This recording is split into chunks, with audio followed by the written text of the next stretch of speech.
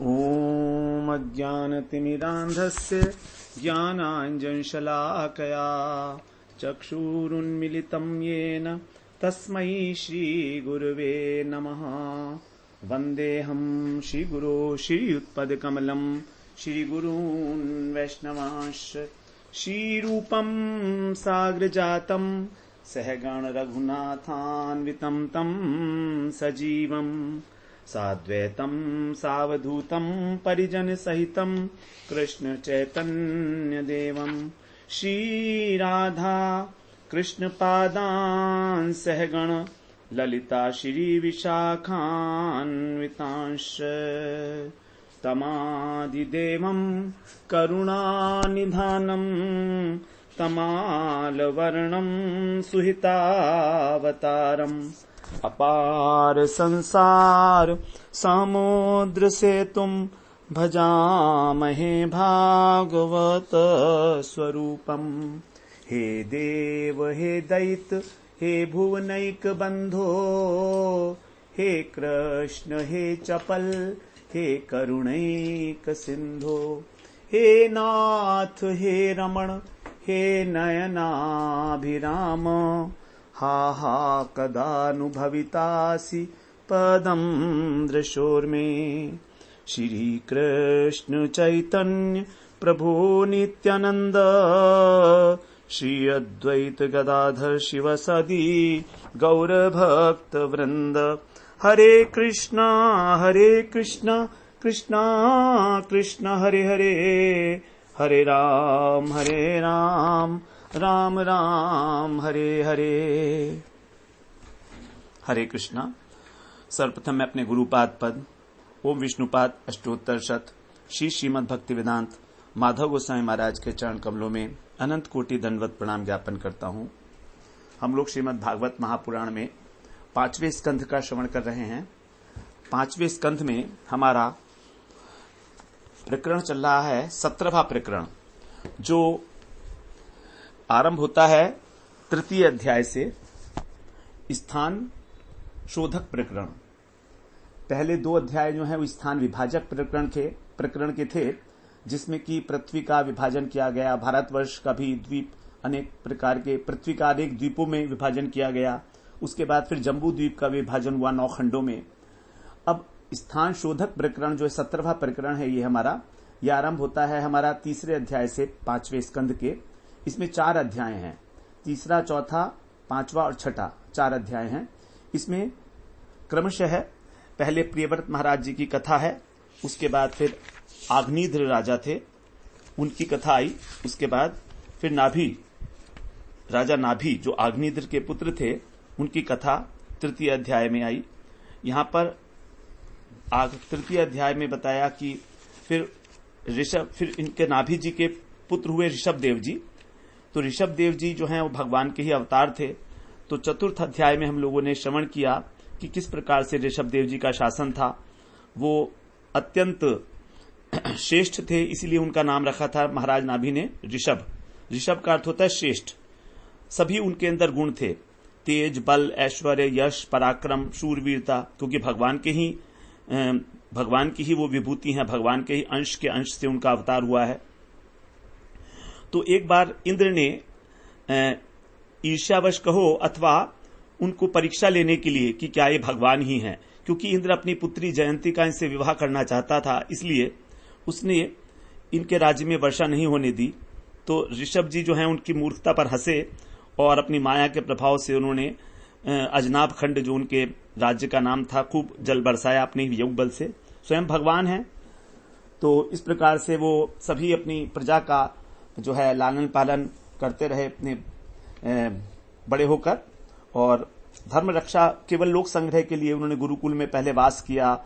फिर इंद्र की दी हुई जो कन्या थी जयंती, उससे विवाह किया, और फिर अनेक प्रकार से जो है प्रजा का पालन करते हुए उन्होंने 100 पुत्र उत्पन्न किए अपने ही गुणों के समान। सबसे बड़े उसमें भरत जी थे, जो सबसे अधिक गुणवान थे। उन्हीं के नाम पर इस अजनाब खंड को भारतवर्ष कहा जाता है। उसके बाद फिर उनके 9 जो राजकुमार थे वे श्रेष्ठ थे, जो बाकी जो 90 बचे उनसे ये राजकुमार श्रेष्ठ बताए गए हैं। इन 9 राजकुमारों को जो है सबको अलग अलग राज्य दे दिया था ऋषभदेव जी ने।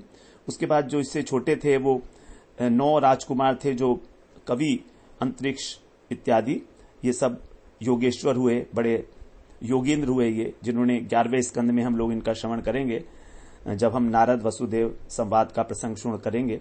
और उससे सबसे छोटे जो 81 पुत्र थे वो कर्मकांडी ब्राह्मण हो गए, वेदज्ञ ब्राह्मण। इस प्रकार से तो ऋषभदेव स्वयं जो है अज्ञानियों के समान कर्म करते थे सब प्रकार के, यद्यपि उनको कोई आवश्यकता नहीं थी क्योंकि वो तो अपने ही स्वरूप आनंद में ही निमग्न रहने वाले थे, लेकिन फिर भी उन्होंने लोक संग्रह के लिए, गृहस्थाश्रम के लोगों को शिक्षा देने के लिए जो है साधारण मनुष्य की भांति जो है व्यवहार किया उन्होंने, और 100 यज्ञ किए। इसके अतिरिक्त उनका जो राज्य का शासनकाल बताया कि कोई भी व्यक्ति वहां पर राजा की प्रसन्नता अर्थात ऋषभदेव जी की प्रसन्नता के अतिरिक्त और कुछ भी नहीं चाहता था, और किसी दूसरे की वस्तु के ऊपर तो कभी दृष्टिपात भी नहीं करता था भूलकर। तो इस प्रकार ऋषभदेव जी का राज्य शासन बड़ा सुंदर सुचारू रूप से चल रहा था। एक बार वो घूमते घूमते ब्रह्मावर्त देश में पहुंचे। वहां पर ब्रह्म ऋषियों की सभा में उन्होंने जो है अपने पुत्रों को जो है उपदेश दिए। तो पुत्रों का जो उपदेश है वही आज हमारा विषय है, 5वें अध्याय का।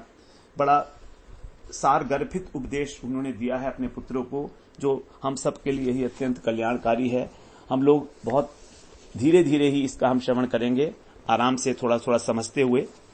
तो अब कह रहे हैं, ऋषभ उवाच नायम देहो देह भाजाम निलोके कष्टान कामान अर्हते विड्भुजाम ये तपो दिव्यम पुत्र कायेन सत्वम शुद्धे तस्मात् ब्रह्म सौख्यम त्वनंतम। पुत्र का, यहां पर अपने पुत्रों को ऋषभदेव जी संबोधन कर रहे हैं। पुत्र का जब लगता है तो इसका अर्थ हो जाता है बहुत छोटे छोटे पुत्र हैं, शिशु। का लगना पुत्र होता है पुत्रिका। तो जब अल्प पुत्रा, पुत्र का, मेरे नन्हे मुन्ने पुत्रों, इस प्रकार का संबोधन किया है बड़े वात्सल्य से पूर्ण होकर। और इससे पहले भी बताया उन्होंने कि किस प्रकार से उन्होंने संबोधन किया, बड़े विनय और प्रेम के भार से संयुक्त होकर अपने संयमी पुत्रों को उन्होंने उपदेश दिया था। तो उनके पुत्र सभी बड़े संयमी थे और बड़े प्यार से वो बता रहे हैं, हे पुत्रों, निर्लोके, जो मनुष्य लोक है ये अयम, ये जो मनुष्य लोक है इसमें देह भाजाम, देह भाजाम मतलब जो देह को धारण करने वाले हैं, देहधारी, उनका अयम देह, ये जो देह है, अयम माने यह, इशारा करके बता रहे हैं, ये जो हमारा शरीर है, मनुष्य शरीर, ये विषय भोग के लिए नहीं है, दुखमय विषय भोग के लिए नहीं है। कष्टान कामान, कष्ट के साथ जो विषय भोग मिलते हैं हमको, कामान माने भोग और कष्टान माने दुखमय, तो जो दुखमय विषय भोग हैं उनको प्राप्त करने के लिए नहीं है ये। न अर्हते, इस योग्य नहीं है कि इस शरीर के द्वारा केवल दुखमय विषय भोगों को ही प्राप्त किया जाए। न अर्हते, अर्हते माने योग्य नहीं है। क्यों नहीं है? क्योंकि ये जो भोग हैं ये माने जो भोग विड्भुजाम, जो विष्ठा भोजी है, शूकर इत्यादि, विष्ठा, विड बोलते हैं विष्ठा को, तो विष्ठा को जो खाने वाला है अर्थात सुअर, तो शूकर कुकर आदि जो हैं उनको भी ये मिलते ही हैं। वो भी इसी शरीर के अंदर, अपने शरीर के अंदर इस प्रकार के भोगों को भोगते हैं, जितने भी विषय भोग हैं उन सबको भोगते हैं। तो फिर ये किस लिए मिलता है, उसके लिए आगे बता रहे हैं कि तपो दिव्यम पुत्र का येन सत्वम, इसलिए अब ये जो हमारा शरीर है दिव्य तपस्या करने के लिए है। तपो दिव्यम, येन माने जिससे, सत्वम शुद्धयेत, हमारा जो अंतःकरण है वो शुद्ध हो जाता है। यस्मात् अर्थात जिससे, फिर क्या होगा, अनंतम ब्रह्म सौख्यम, अनंत ब्रह्मानंद प्राप्त होता है। क्योंकि इसी शरीर से जब तपस्या करके हमारा अंतःकरण साफ हो जाता है तो हमको अनंत ब्रह्मानंद की अनुभूति होती है। तो ये जो विषय भोग हैं ये कीड़े मकोड़ों को भी मिलते हैं, कुकर शुकर योनि भी में मिलते हैं, सबको मिलते हैं, ये सबको मिलते हैं। तो इसके लिए तो ये मनुष्य शरीर नहीं दिया गया होगा, विशेष रूप से मनुष्य शरीर। और ये जो संसार के भोग हैं ये भी आराम से नहीं मिलते हैं, कष्टान, बड़े कष्टपूर्वक मिलते हैं। तो इन्हें भोगने के लिए कितना कष्ट उठाना पड़ता है, इनको प्राप्त करने के लिए इन भोगों को मनुष्य कितना कष्ट प्राप्त उठाना पड़ता है। सुबह से शाम तक गधे की तरह काम करता है, 8 बजे से रात को 8 बजे तक 12-12 घंटे, 15-15 घंटे लोग काम करते हैं, तब जाकर इस शरीर के लिए जो आवश्यक सामग्री है, सुख सुविधाएं की, उनको जुटा पाते हैं। तो सुखपूर्वक नहीं मिलते ये। और यदि हमको प्राप्त हो जाते हैं तो फिर भोगने के बाद भी दुख है, भोगने के बाद भी दुख है, क्योंकि भोगने के बाद भी हमको शरीर उसको जो है स्वीकार नहीं कर पाता है, तो अनेक अनेक प्रकार की बीमारियां लग जाती हैं। तो कह रहे हैं कि ये शरीर इसलिए नहीं है कि तुमको भोगने के लिए ही कष्टपूर्वक और सारा का सारा जीवन उसमें लगा दो। ये जो है, हम यदि सोचते हैं कि हम अपने परिवार से बहुत प्रेम करते हैं, हमारा इतना प्रेम है, हम बड़ा अच्छा लगता है हमको, तो ये हमसे अधिक जो है बंदर अपने बच्चों से प्रेम करता है। अपने सीने से लगाए रखती है बंदरिया अपने बच्चे को, बिल्कुल हर वक्त सीने से लगाए रखती है। जब छोटा बच्चा होता है तो बंदर को मोह हमसे ज्यादा होता है अपने परिवार से। और भोगों के प्रति जो है उनकी सुलभता भी बहुत है, उनको सब जगह सुलभ हो जाते हैं, उनके लिए कोई वर्जना नहीं है, कोई स्वच्छंदता नहीं है, कभी भी कहीं भी भोग लो, किसी प्रकार का कोई विधान नहीं है। हमको इस प्रकार की सुलभता नहीं है भोगों को भोगने के लिए। तो इसीलिए हमारा जो ये शरीर है, ये तपस्या के लिए है। इसी से मन शुद्ध होगा, अंतःकरण शुद्ध होगा, और अंतःकरण शुद्ध होने के बाद ब्रह्म की अनुभूति होगी। ये अनुभूति होगी केवल शुद्ध मन से। और ये जो अनुभूति है कैसी, अनंत, सीमित नहीं है, खंडित नहीं है। भगवान आनंद का भंडार है, सत्यचित आनंदमय है, आनंद ही आनंद है, आनंद एक मात्रम है।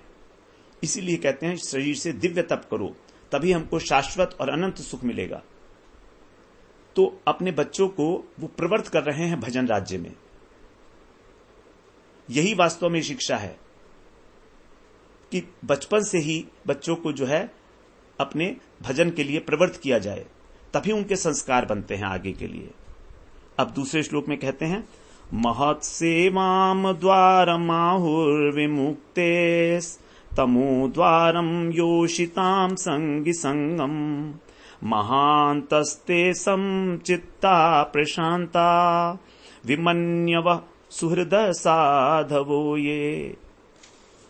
अब वो भगवान की जो सेवा है वो कैसे की जाएगी, भगवान के प्रति जो भक्ति है, जो तपस्या है, वो कैसे होगी। तो यहां पर बता रहे हैं अब आगे, महत् सेवाम, महत् सेवा मतलब महापुरुषों की सेवा के द्वारा। तो शास्त्रों ने महापुरुषों की सेवा को द्वारम आहुर विमुक्ते, आहु माने कहा गया है, मुक्ते विमुक्ति का द्वार कहा गया है। तो महापुरुषों की सेवा को मोक्ष का द्वार कहा गया है, मोक्ष का नहीं बल्कि विमुक्त। विमुक्त का मतलब है भजन। एक तो होती है मुक्ति, सायुज्य मुक्ति, तो यहां पर मुक्ति का नहीं कहा बल्कि विमुक्ति का कहा। विमुक्ति का मतलब कि किसी प्रकार का कोई भी व्यवधान नहीं है, सीधे भजन, भगवान की सेवा, भगवान की सेवा की प्राप्ति, विमुक्त। तो इस प्रकार जो है महत् सेवाम, यही है हमारे को भगवत प्रेम की प्राप्ति का द्वार। क्योंकि यदि केवल मोक्ष कहेंगे तो उससे तो ब्रह्म सायुज्य, परमात्मा सायुज्य भी लेना होगा, लेकिन यहां पर भगवत सेवा को बताने के लिए विमुक्त कहा गया। इसीलिए महत् पुरुष की सेवा, ज्ञान मार्ग में, योग मार्ग में महत् पुरुष की सेवा का इतना वो नहीं है उल्लेख, केवल भजन मार्ग में ही, भक्ति मार्ग में ही महापुरुषों की सेवा के लिए महत्व दिया गया है, बल्कि इंपॉर्टेंट बताया गया, द्वार बताया गया है। एंट्री ही नहीं होगी भजन राज्य में जब तक वैष्णव सेवा नहीं होगी, वैष्णव के प्रति आदर बुद्धि नहीं होगी, राज्य में प्रवेश ही नहीं है। द्वार कह दिया ना, बड़ी सुंदर बात बताई है, महत् सेवाम द्वार माहुर विमुक्ते। हम सोचते हैं हम अपने आप कर लेंगे भक्ति, भक्ति नहीं हो सकती अपने आप। योग का साधन हो सकता है, ज्ञान का साधन हो सकता है किताब से पढ़कर, लेकिन भक्ति नहीं होगी। इसके लिए तो महत सेवा, महापुरुष की सेवा। और इसके साथ ही साथ मुक्ति का, भजन का द्वार बताने के बाद नरक का क्या द्वार है? तमो द्वारम योषिताम संगी संगम। तमो द्वारम, जो नरक का द्वार है वो कौन सा है? योषिताम संगी संगम, जो स्त्रियों में आसक्त है उसका साथ, जो स्त्रैण है, स्त्री संगी का साथ। स्त्री का साथ नहीं कहा, स्त्री संगी का साथ जो है वो हमको अत्यधिक साक्षात नरक का दरवाजा है। बड़ी इंपॉर्टेंट बात है। पहले भी हम लोग तीसरे स्कंध में ये बात सुनाए हैं कि जो स्त्री का संग करता है और स्त्री संगी का संग करता है, तो स्त्री का संग से भी अधिक जो है कुसंग है स्त्री संगी का संग, क्योंकि वो 24 घंटे स्त्री की बातें करता है, व्यभिचार की बातें करता है, स्त्री को किस प्रकार भटकाया जाए, उसका दुरुपयोग कैसे किया जाए, इसको पाने के लिए क्या क्या षड्यंत्र रचे जाए, यह करो वह करो। ये स्त्रैण है जो हमेशा स्त्रियों की बातें करता है, स्त्रियों के ही विचार करता है, चिंतन करता है। उसका संग करेंगे तो हमारे विचार भी वैसे ही हो जाएंगे, क्योंकि विचार तो संक्रमित होते हैं। कर्दम ऋषि ने अपनी माता देवहूति से यही बात कही थी, तीन चीजें छोड़नी चाहिए भक्त को। नंबर 1, लौकिक विषयों का संग। नंबर 2, जो विषयों में लगे हुए हैं पशुओं की भांति, केवल विषय भोग ही उनके जीवन का उद्देश्य है, उनको कर्दम ऋषि नहीं थे, उन्होंने कहा था देवहूति, कपिल भगवान ने कहा था, कपिल भगवान ने यह बात कही थी। तो उनका संग नहीं करना चाहिए हमको कभी भी, देवहूति जी को, क्योंकि जो मनुष्य केवल विषयों में लगा है उसको तो उन्होंने पशुवत बताया कि वो पशुओं के समान ही है। उसने अपने मनुष्य जीवन की सार्थकता को समझा ही नहीं कि भगवान ने उसको एक बुद्धि दी है, प्रतिभा दी है, उसके अंदर एक प्रतिभा का निवास है। उस अत्यंत उन्मेषशालिनी जो बुद्धि है उसके द्वारा वो भगवान के स्वरूप का चिंतन कर सकता है, दिव्य तपस्या कर सकता है वो।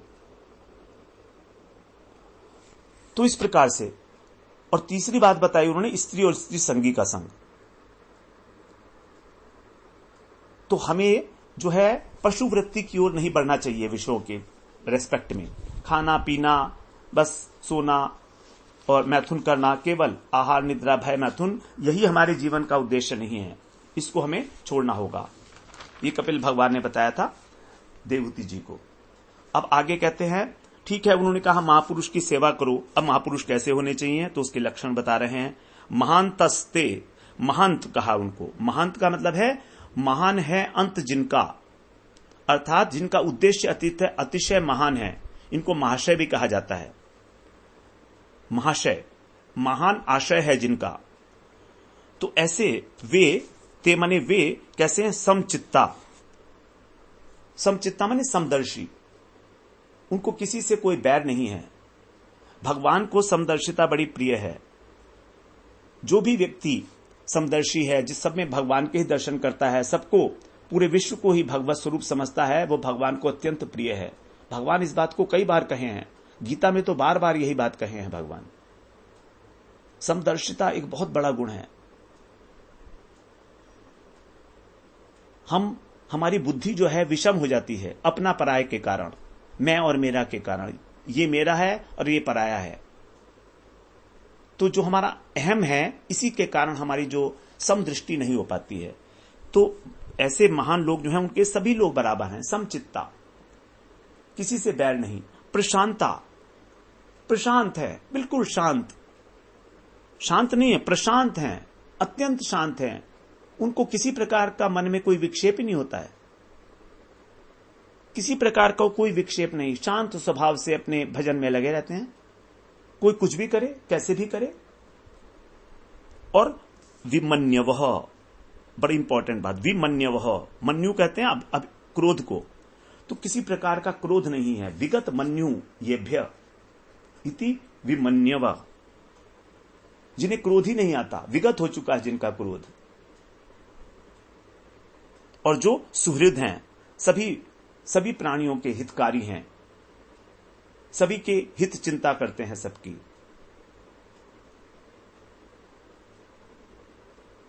सबकी हित चिंता, सर्वभूत हिते रतः, जिसको गीता में भगवान ने कहा सर्वभूत हिते रतः, जो सबके हित में ही संलग्न है। ऐसे तो ऐसे लोग जो हैं वे हैं साधुओं, ये वही साधु हैं। तो साधु की भी एक परिभाषा यहां पर आ गई। 4 गुण बता दिए, पहले उनके आगे भी गुण हैं, हमारे पहले भी आ चुके हैं। तो समचित्ता, प्रशांता, विमन्यवः और सुहृद, ये है साधु।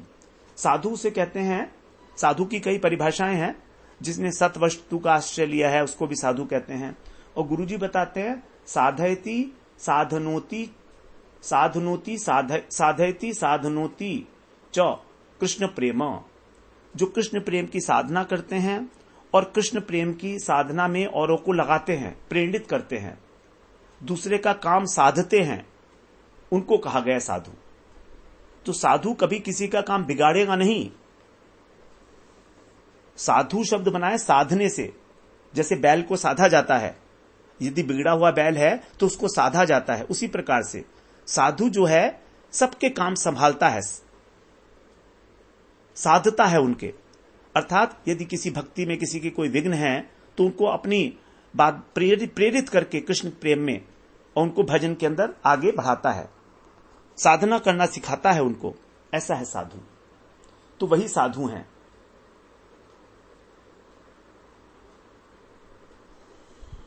आगे तीसरे श्लोक में बोलते हैं ये वा मयीशे कृत सौहृदार्था जनेषु देहं भरवार्तिकेषु ग्रहेषु जायात्म जराति मत्सु न प्रीति युक्ता यावदर्थाश्च लोके। बड़े महत्वपूर्ण श्लोक हैं, इसलिए हम लोग बहुत धीरे धीरे ही आगे बढ़ेंगे इसमें। वा माने अथवा, साधु के लिए कह रहे हैं, अथवा इसके अतिरिक्त और भी गुण बता रहे हैं साधु के। वे महापुरुष हैं जो ये मई ईशे, जो मुझ ईश्वर में, ये माने जो, मई माने मुझ ईश्वर में सौहार्द को अर्थाकृत अपना पुरुषार्थ बना चुके हैं। अर्थात पर कृष्ण प्रेम को ही जो एकमात्र अपना पुरुषार्थ मानते हैं। तो धर्म, अर्थ, काम, मोक्ष, ये 4 सामान्य पुरुषार्थ हैं, लेकिन साधु का ये 4 पुरुषार्थ से ऊपर उठकर जो कृष्ण के प्रति सौहार्द भाव रखते हैं, अर्थात प्रेम, सद्बंधुवत भाव, कृष्ण के प्रति सद्बंधुवत भाव रखते हैं, वही हैं साधु।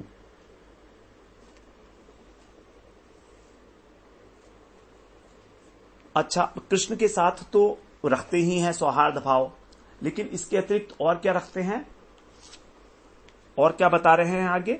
देहम भरा, जो देह के पोषण में वार्तिकेशु और वार्ता में लगे हुए हैं, ऐसे जनेशु माने लोगों से, घर में ग्रहेशु जाया आत्मज, अपनी स्त्री और पुत्र में, राति मत्सु और धन में, प्रीति युक्ता न, प्रेम करने वाले नहीं हैं,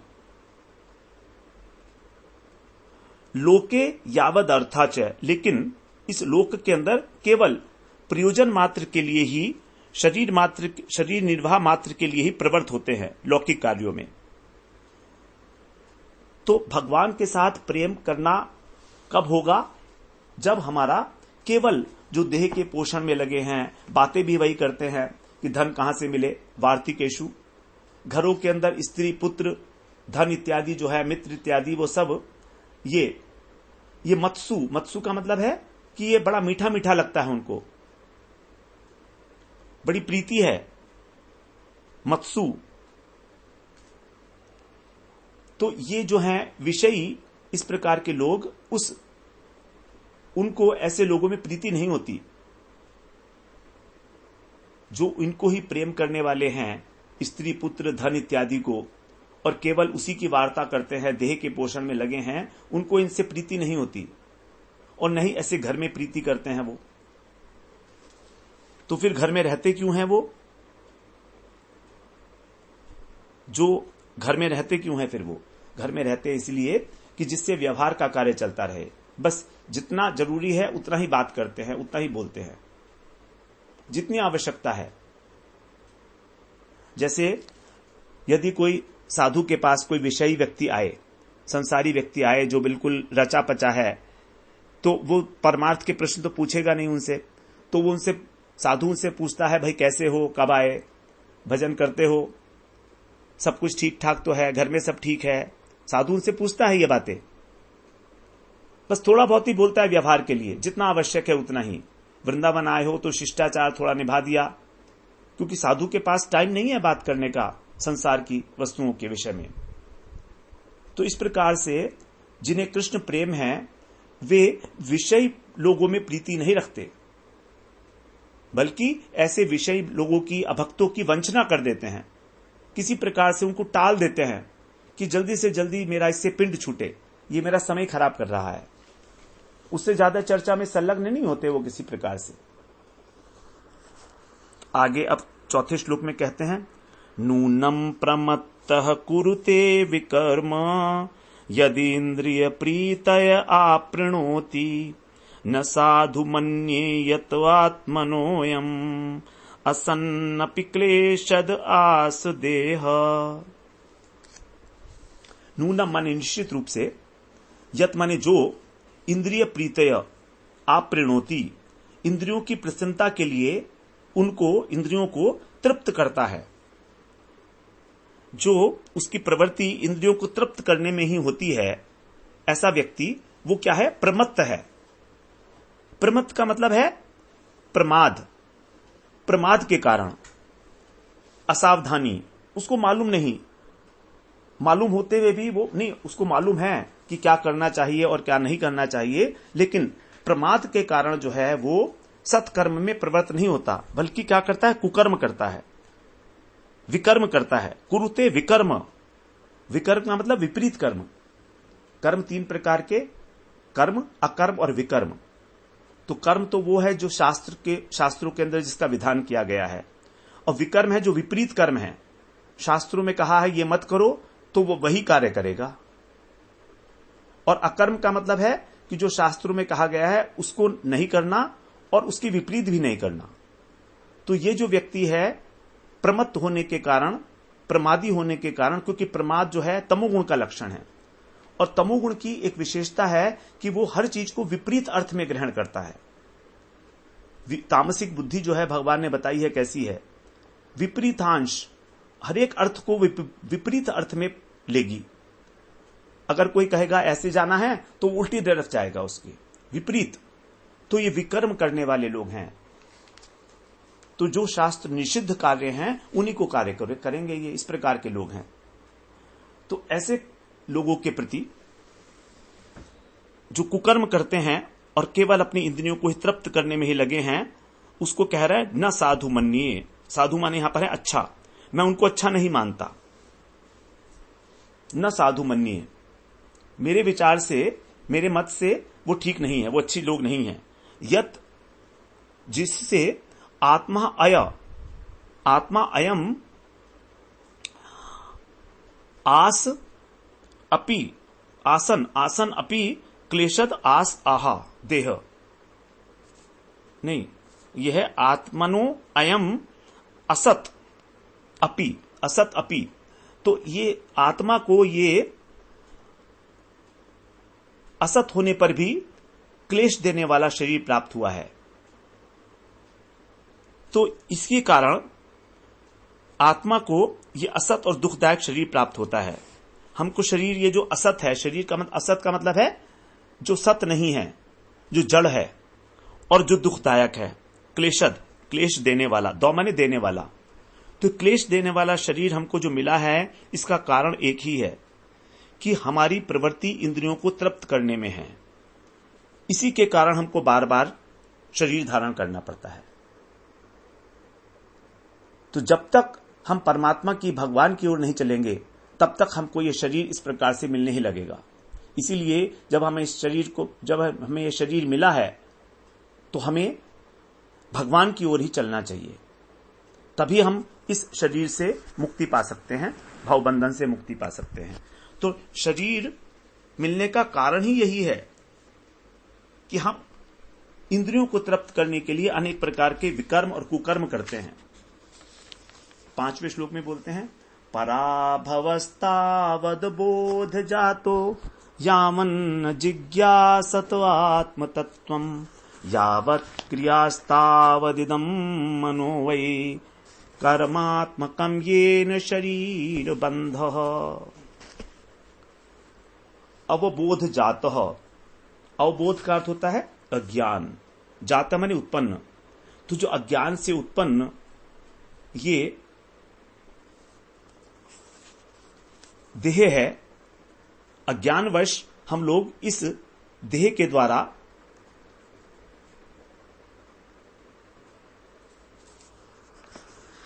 पराजित होते रहते हैं।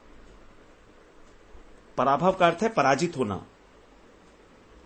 तो हम माया के द्वारा पराजित हो रहे हैं। कारण क्या है? अज्ञान से उत्पन्न। तो अज्ञान से उत्पन्न जो माया है, अवबोध जातो, उस माया के द्वारा हम पराजित हैं। कब तक हैं? तब तक हैं, तावत माने कब तक? तब तक, तावत अवबोध जातो, तब तक हम पराजित होते रहेंगे इस माया के द्वारा, अर्थात इस माया के वश में ही रहेंगे। जब तक, यावत माने जब तक, नौ माने नहीं, जिज्ञासत आत्म तत्वम, आत्म तत्व को जानने की जिज्ञासा नहीं करते। जब तक हमारे अंदर ये इच्छा पैदा नहीं होती कि हम आत्मा को जाने, परमात्मा को जाने, तब तक ये जो अज्ञानकृत पराभव है, हमारा जो अज्ञानकृत पराभव का मतलब हुआ हमारी जो पराजय हो रही है माया के द्वारा, हम बार बार जो हार जाते हैं और माया हमको बार बार ये शरीर दे देती है। माया से हार गए तभी तो शरीर मिला ना, माया के वश में हो गए, हारने का मतलब। तो तभी तक हमको शरीर मिलता है, तो तभी तक है जब तक हमारे अंदर ये जिज्ञासा पैदा नहीं होती कि हम कौन हैं, आत्म तत्व को जानने की जिज्ञासा पैदा नहीं करते। यावत क्रिया, और जब तक सकाम कर्म करते हैं, लौकिक कर्म जितने भी हैं, लौकिक कर्म कहो, वैदिक कर्म कहो, यावत क्रियास तावदिदम मनोवई, तभी तक ये जो है कर्मात्मकम, कर्म संस्कार रूपी ये जो मन है, ये है। तो हमारे मन के अंदर जो कर्म के वासनाएं हैं तब तक रहेंगी, जब तक हम इस कर्म में फंसे हैं। तो जब तक हम क्रियाओं में फंसे हैं तब तक हमारे मन के अंदर निश्चित रूप से, वही माने निश्चित रूप से, कर्मात्मकम, कर्म की वासनाएं भी बनी रहेंगी। और ये न शरीर बंध, जिसके द्वारा इस शरीर का बंधन होता है। तो शरीर के बंधन का कारण है कर्म की वासनाएं, और कर्म की वासनाओं का कारण है कर्म करना, सकाम कर्म करना, आसक्ति पूर्वक कर्म करना। लौकिक कर्म हो चाहे वैदिक कर्म हो, उसको आसक्ति पूर्वक, राग और द्वेष पूर्वक जब कोई कर्म किया जाएगा तो उसकी संस्कार बनेंगे, उसकी वासनाएं बनेंगी, और उस वासनाओं के लिए ही, उन्हीं के अनुरूप हमको अगले जन्म में शरीर मिलेगा। तो ये शरीर का बंधन हमें तभी तक है जब तक हम कर्म के अंदर अत्यंत आसक्त हैं, फंसे हुए हैं, और जब तक हम आत्म तत्व की जिज्ञासा नहीं करते। क्योंकि जब हम आत्म तत्व की जिज्ञासा करेंगे तो धीरे धीरे हम समझ जाएंगे कि ये कर्म जो है हमको इस संसार में फंसाने वाला है। क्योंकि मन जो है कर्म के अधीन है, कुछ ना कुछ करता रहता है मन। तो अविद्या के द्वारा आत्मा के अंदर ही ये जो संसार है, ये है तो असत, लेकिन ऐसा लगता है, भासित हो रहा है कि ये संसार नित्य है। आत्मा का संबंध नहीं है संसार से, कर्मों का संबंध है, शरीर से कर्मों का संबंध है। तो मैं शब्द का जो उपयोग करते हैं हम, वो शरीर के लिए करते हैं, आत्मा के लिए नहीं करते हैं। अब आगे 6ठे श्लोक में बोलते हैं, एवं मनः कर्म वशम प्रयुक्ते अवेद्ययात्मान्युपधीयमाने प्रीतेन यावन्मयि वासुदेवे न मुच्यते देह योगेन तावत्। अत्यंत महत्वपूर्ण श्लोक है। एवं मनः कर्मवशम, एवं मन इस प्रकार, अविद्या, अविद्या से, आत्मनि उपधीयमाने, जब हमारा आत्म तत्व अर्थात आत्मस्वरूप, जब हमारा उपधीयमाने का मतलब है अवरत हो जाना, ढक जाना, तो जब हमारा आत्मस्वरूप ढक जाता है, आवृत हो जाता है अविद्या के कारण, तो फिर जो हमारा मन है वो कर्म वशम, कर्म के वश में, कर्म वासनाओं के वशीभूत हो जाता है, कर्म वासनाओं के वशीभूत हो जाता है और फिर हमको कर्म में ही प्रयुक्ते, कर्म में ही लगा देता है। जब तक कर्म करने की वासना है तब तक कर्म करते रहेंगे। तो अविद्या के कारण, जो हमारा आत्मस्वरूप ढके होने के कारण ही मन कर्म के वश में होता है और हमको कर्म करने के लिए प्रवृत्त करता है, हमारी कर्मेंद्रियों को। क्योंकि मन जिस प्रकार का आदेश करेगा, कर्म उसी प्रकार के करेंगी कर्मेंद्रियां। तो फिर इससे छुटकारा पाने का क्या उपाय हुआ? तो बताते हैं, प्रीतिर्न यावन मई वासुदेवे, जब तक मुझ वासुदेव में प्रीति नहीं होती तब तक न मुच्यते, नहीं बंद छूटेगा। मुच्यते माने छूटना, तो नहीं छूटेगा। क्या? देह योगे न तावत, जो देह योग है ये तब तक नहीं छूटेगा। अर्थात देह योग का मतलब बार बार शरीरों का मिलना, शरीरों के साथ संयोग होना बार बार, तब तक मुक्त नहीं होगा। बड़ी महत्वपूर्ण बात बताई गई है यहां पर। तो भगवान की प्रीति ही एकमात्र हमको इस संसार से, इस शरीर से मुक्त करा सकती है, और कोई साधन हमारे पास है नहीं। हम चाहें कि बिना भगवान से प्रीति किए हमारा संसार बंधन शिथिल हो जाए, हम ना आए, ऐसा नहीं होगा। देह पर देह मिलते रहेंगे हमको लगातार, एक के बाद एक।